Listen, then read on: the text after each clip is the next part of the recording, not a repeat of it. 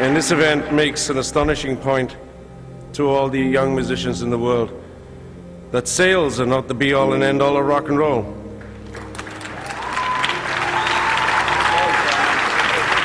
And everyone should be encouraged through inspiration and artistic freedom is the cornerstone of rock and roll. Thank you.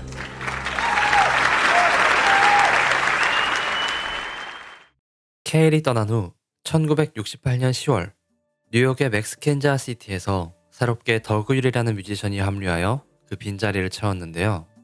율은 밴드에서 베이스와 오르간 그리고 보컬을 수행했습니다. 멤버들은 율과 함께 공연을 몇 차례 진행했고 그해 말 할리우드의 TTG 스튜디오에서 세 번째 앨범인 더 벨벳 언더그라운드를 녹음하게 됩니다. 루리드의 주도하에 녹음이 진행되었는데요. 이때부터 벨벳 언더그라운드의 음악들이 이전과 확연히 달라지기 시작합니다. 수록곡들을 살펴보면 첫 두 음반과 달리 이번에는 그 특유의 거친 성향이 거의 사라졌는데요. 포크 음악의 영향을 받은 부드러운 사운드들이 주를 이루었습니다. 특히 직설적이고 노골적이었던 이전 가사들과 달리 세 번째 앨범의 가사는 되게 친숙한 분위기로 바뀌었는데요. 약물, 성흉이가 아닌 사랑을 주제로 노래하기 시작한 것이죠. 특히 그중 Pale Blue Eyes는 루리드의 희대의 명곡이라고 할 수 있습니다.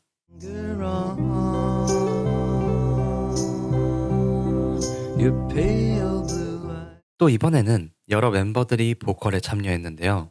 캔디 세이즈는 트랜스젠더 배우 캔디 달릉에 관한 곡으로 율의 미성을 들어볼 수 있으며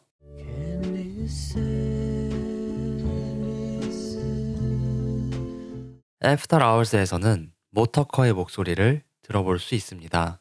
Oh, someday I know someone will look into my eyes and say hello. 그리고 재미있게도 이 앨범에는 I'm Set Free라는 필 스펙터에게 경의를 표하는 곡도 존재합니다.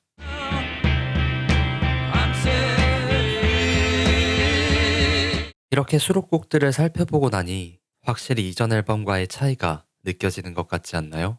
마지막으로 앨범 커버 이야기를 하자면 앤디 워홀의 팩토리 소파에 앉아있는 밴드 멤버 모습을 확인할 수 있습니다.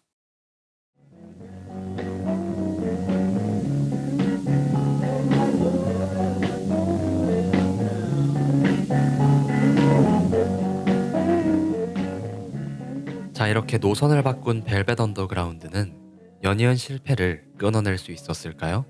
이번에야말로 라고 생각할 수도 있지만 벨벳 언더그라운드는 또다시 흥행에 실패하고 맙니다. 3집 또한 이전 앨범들과 마찬가지로 추후에 재평가를 받게 되는 뛰어난 앨범이지만 당시 벨벳 언더그라운드 입장에서는 또 다른 실패한 앨범을 의미하는 것뿐이었죠. 비록 앨범은 성공하지 못했지만 벨벳 언더그라운드는 공연을 돌아다니는 데 집중하기 시작했는데요.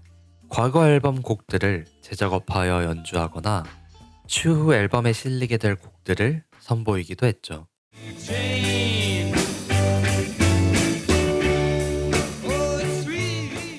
멤버들은 이 시기에 라이브 공연을 하며 간헐적으로 스튜디오 녹음 또한 진행했는데요. 아쉽게도 이때 녹음된 곡들은 음반사 MGM과의 분쟁으로 당시에는 세상에 나오지 못했었습니다. 그 당시 MGM에는 새롭게 사장이 교체되던 시기였는데 마약을 미화하는 밴드들을 내보내겠다는 명분을 대며 여러 팀의 녹음 계약을 취소했죠. 문제는 MGM이 이들을 쫓아내고 나서도 녹음물에 대한 마스터 테이프 소유권을 유지했다는 것인데요. 이 녹음물들은 결국 16년 뒤 1985년이 돼서야 VU와 Another View라는 앨범으로 정식 발매가 되었습니다. VU의 경우 당시 존재했던 곡들 중 완성도 높았던 것들만 모아서 수록한 앨범인데요. 3집만큼이나 듣기 편안한 곡들로 구성되어 있는 것을 알 수 있습니다. 연인 사이의 사소한 습관이나 집착을 다룬 곡인 I Can't Stand It이나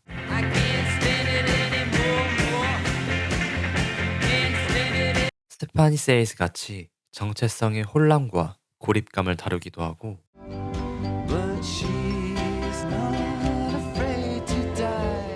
약에 취한 듯 멍한 상태의 느낌을 주는 Foggy Notion이라는 노래도 있습니다.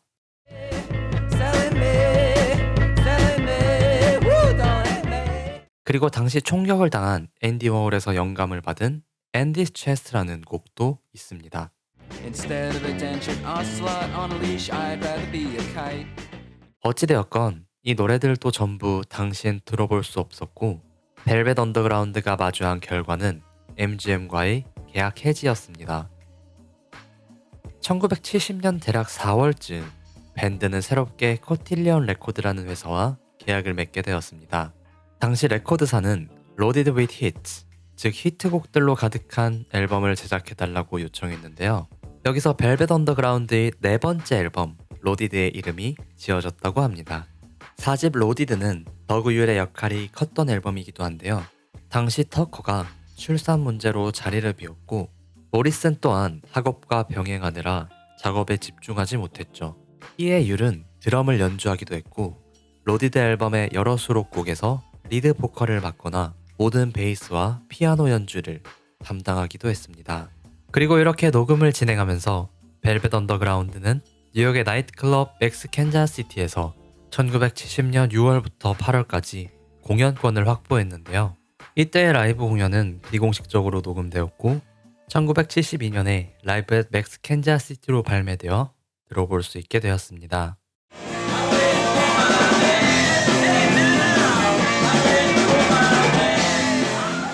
하지만 맥스 캔자스시티 공연 마지막 주에 사건이 터지게 됩니다. 매니저 스티브 세스닉의 상업적인 성공을 하라는 계속되는 압박 때문이었을까요? 루리드는 밴드 탈퇴를 선언합니다. 마지막 공연 당일 모리슨과 율은 리드를 기다렸지만 리드는 결국 오지 않았죠. 2006년 율은 이때를 기억하며 세스닉을 비난했는데요. 리드가 세스닉을 많이 신뢰하고 있었지만 세스닉은 기본적으로 차가운 태도를 보여줬고 리드는 자신이 의지하는 사람에게 그런 말을 듣는 게 힘들어 그만둔 것 같다 라고 이야기했습니다. Shock. I mean, it was a total surprise. He was just one week he was there. We came back and literally until the show was about to start, I was expecting him to turn up. I thought he was late. And like I said, that's one of the reasons that I think Sesnick did that was because Sesnick had engineered essentially Lou's leaving the group. He basically, he and Lou had a relationship where Lou depended on him for certain kind of moral support, like sort of as an insulator against, the world, just to be the kind of New York subculture, to just kind of keep things cool, and he trusted him, and Sesnick said to him, screw you, I don't care anymore, I don't care about you, and it must have been really hard for Lou to hear that because he had depended so much on him by Sesnick's design. I mean, that's what he does is he flatters you, he makes you depend on him, and then he has control of you. 아무튼 리드가 밴드를 나간 시점은 4집 앨범 로디드의 작업이 거의 완료되었을 때였는데요. 실제로 나온 결과물을 본 리드는 자신의 많은 곡들이 의도와 달라졌다고 이야기하곤 했습니다. 리드는 수록곡 스윗 제인에서 Heavenly Wine and Roses 섹션이 사라졌다고 주장했는데요. 나중에 발매된 Fully Loaded 확장판의 스윗 제인을 들어보면 그 차이를 알 수 있습니다. Wine and roses seem to whisper to her.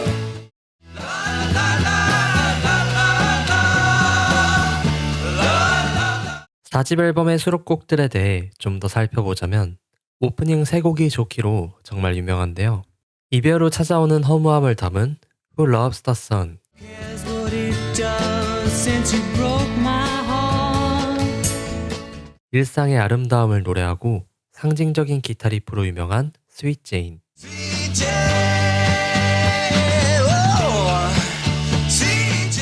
음악을 듣고 인생이 바뀐 소녀에 대한 이야기 락앤롤,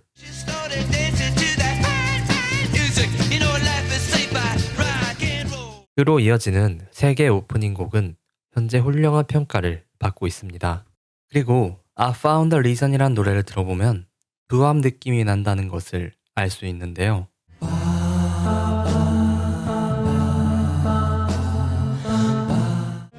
Earth angel, will you be 사실 루리드의 음악들 중 두 두압의 영향을 받은 곡들이 몇몇 있습니다. 고등학생 시절 결성한 더 제이드라는 밴드에서 So Blue라는 두압 곡을 쓰기도 했고 So blue, so blue, 데뷔 이전에 녹음한 Merry Go Round 같은 노래를 들어보아도 두압 사운드를 느낄 수 있습니다. But still you treat me like I was a full merry-go-round. 60년대 중반 리드가 에스펜에 쓴 에세이를 보면 흑인 음악에 대한 존경을 드러내며 1950년대의 잘 알려지지 않은 두압 그룹들을 적기도 했고 반복은 정말 환상적인 것이라고 적기도 했습니다.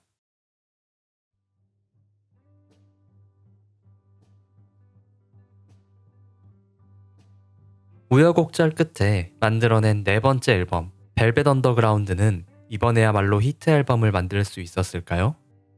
네, 이번에도 성공이라고 할 만한 평가는 받지 못했습니다. 빌보드 차트 상위권에 오르지 못했고 레코드사가 생각했던 히트작도 아니었습니다. 설상가상으로 모리슨이 박사학위를 따기 위해 텍사스로 넘어가면서 벨벳 언더그라운드의 창립 멤버가 모두 팀을 떠나게 되었습니다. 그렇게 사실상 반강제로 리더 자리에 오른 율은 로디드 발매 이후 새로운 멤버를 꾸려 미국과 유럽을 돌며 공연을 해보았지만 이마저도 오래가지는 못했습니다.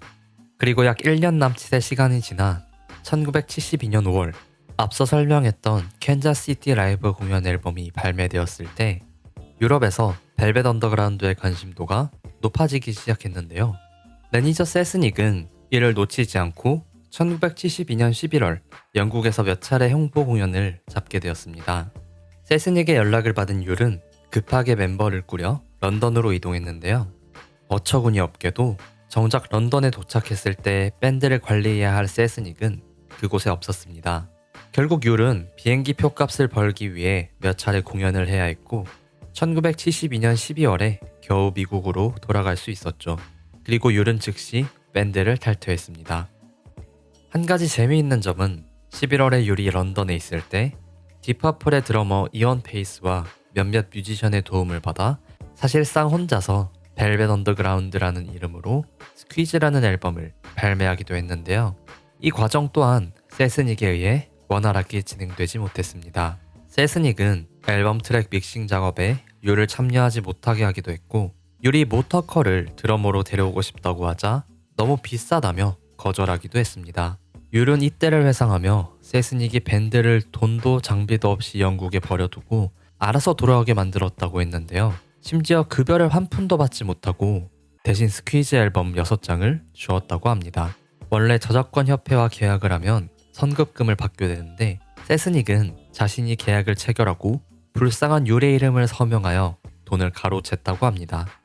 이 스퀴즈 앨범은 1973년 2월 유럽에서만 발매되었는데요. 역시 홍보도 거의 없었고 팬들이나 비평가들에게도 인기를 끌지 못했습니다. 심지어 일부 팬들은 로디드까지가 마지막 벨벳 언더그라운드 작품이고 스퀴즈는 없는 자식 취급하는 경우도 있는데요. 그래도 이런 녹음 배경을 떼고 보면 괜찮은 70년대 음반이라는 평가를 받기도 합니다. Just can't shake it like you used to do, Louise. 아무튼 이렇게 스퀴즈 앨범을 끝으로 벨벳 언더그라운드는 완전히 해체를 하게 되었습니다. 루리드, 존 케일, 스털링 모리슨, 오린 터커, 더그 율. 각 멤버들은 벨벳 언더그라운드를 떠나면서 자신만의 음악적인 커리어를 쌓아가기 시작했죠. 케일은 밴드를 나간 이후 니코의 앨범을 프로듀싱하기도 했는데요. 1972년도에 리드, 케일, 니코가 팀을 이루어 바탄클란 클럽에서 공연을 가지기도 했습니다.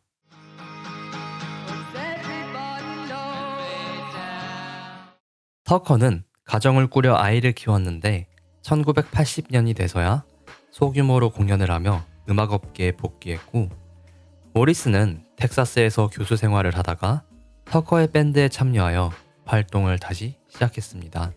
율은 리드와 함께 투어를 돌았는데요.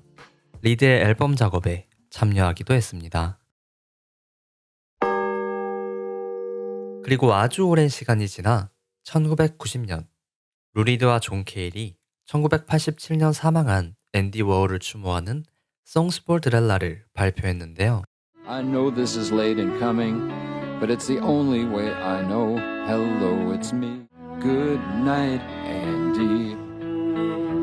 이는 리드와 케일이 수십 년 만에 처음 작업한 곡이었고 시간이 흐르면서 앞서 살펴본 벨벳 언더그라운드의 앨범들의 인기가 올라오면서 벨벳 언더그라운드 재결합 루머에 대한 관심이 커지기 시작했습니다.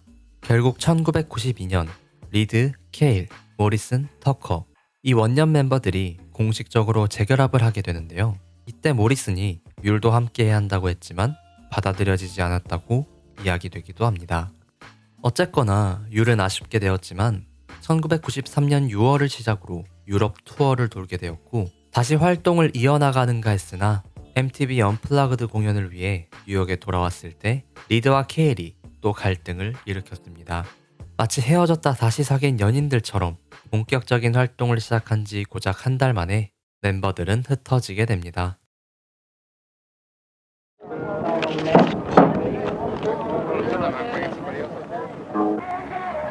Hi, I'm Stoney Burns of Notes, and this is Sterling Morrison of the Velvet Underground. How are you today, Sterling? Fine. Very nice and warm. This is anti-war rally here in White Rock, and I understand you played a lot of benefits in New York. Yeah, we've done a lot of benefits. Not any... 그로부터 2년 뒤 1995년 8월 스털링 모리슨이 비오지킨 림프종으로 53의 나이에 세상을 떠나게 되면서 이제 원년 멤버들은 영원히 다시 모일 수 없게 되었는데요.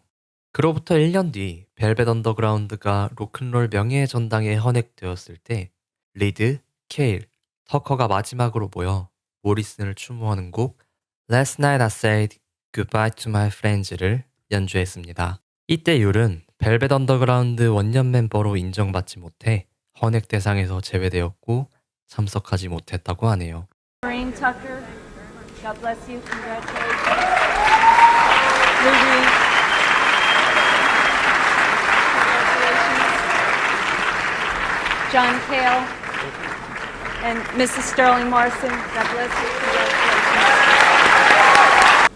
I'd like to thank all the people who worked so hard to get us in, and I just wanted to say how much we regret that our friend and fellow musician Sterling Morrison couldn't be with us. Thank you. Thank you very much. I'm very proud and honored. And as Lou and John, we're real sorry Sterling couldn't be here.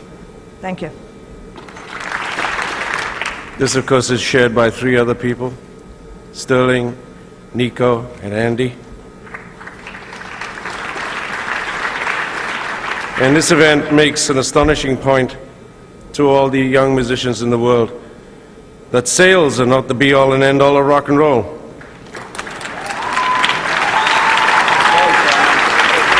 And everyone should be encouraged through inspiration and artistic freedom is the cornerstone of rock and roll. Thank you.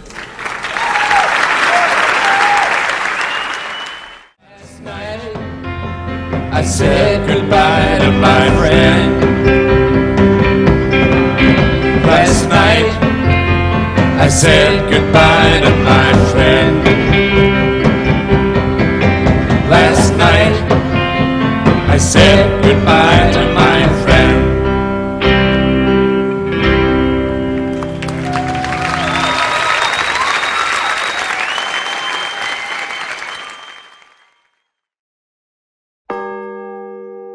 그리고 또다시 긴 시간이 흘러 2013년에는 루리드가 71세의 나이로 뉴욕 자택에서 별세하였고 케일은 이에 대해 세상은 훌륭한 작곡가이자 시인을 잃었고 나는 학교 운동장 친구를 잃었다 라고 언급했습니다.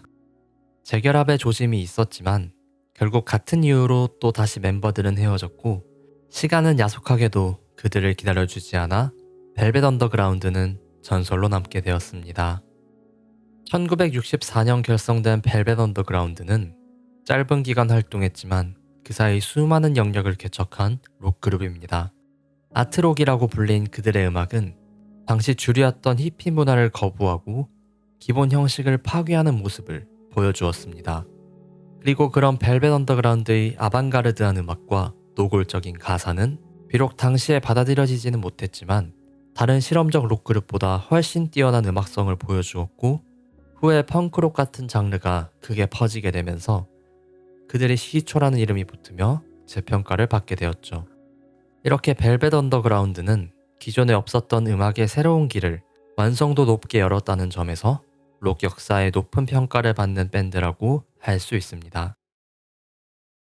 이렇게 벨벳 언더그라운드의 결성부터 해체까지 알아보았는데요. 어떠셨나요? 저는 이야기를 정리하면서 활동 당시 멤버들이 정말 힘들었겠다는 생각이 들었습니다. 후에 재평가를 받은 것은 사실이지만 자신들의 음악이 제대로 인정받지 못하는 경험, 그것도 음반을 내는 족족 기대 이하의 성적을 받는 게 견디기 힘든 압박감을 만들었을 것 같습니다. 또 리드와 케일이 갈등을 일으키고 밴드가 해체된 순간에는 그 둘이 처음 만났을 때 서로의 음악적 성향에 공감하며 희망차게 밴드를 시작했을 때가 오버랩되면서 조금 서글퍼지기도 했습니다. 약간 비틀즈의 폴 맥카트니와 존 레논 같은 느낌도 들었고요. 리드와 케일의 관계가 틀어지기 시작한 시점은 앨범의 실패와 리드의 음악적 성향이 달라진 것부터라고 보는데 그 과정에서 세스닉이 리드에게 영향을 많이 주었다고 하니 언뜻 보면 세스닉이 밴드를 망친 감도 있다고 봅니다. 그리고 이번 이야기를 정리하며 개인적으로 벨벳 언더그라운드의 새로운 음악들을 많이 듣게 되었는데요. 특히 1집과 3집을 제외하고 이렇게 본격적으로 듣는 것은 처음이었습니다.